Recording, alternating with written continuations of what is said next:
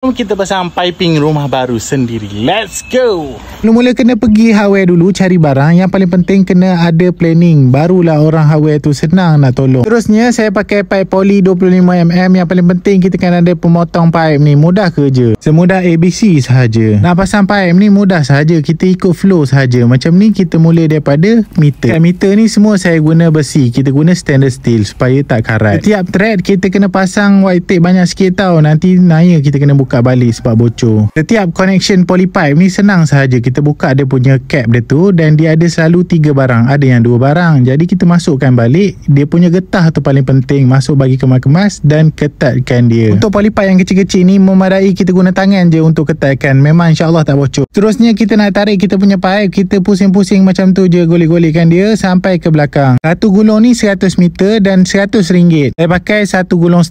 Jadi saya beli 2 gulung. Kita potong dan kita nak pasang T terus ke kita punya rumah. Seterusnya kita nak pasang ke pipe PVC. Kita cari je konektor yang ada thread macam tu dan kita pasang gam tu bagi lebih sikit dan dah siap. Jom kita tarik pipe pula untuk fotograsi kita. Kita tarik seorang pun boleh, kalau boleh 2 orang. Mudah kerja. Kita tarik dan kita letak atas kita punya para. Boleh mandi dah guys. Alhamdulillah. Okay guys, jumpa lagi for next video. Bye bye.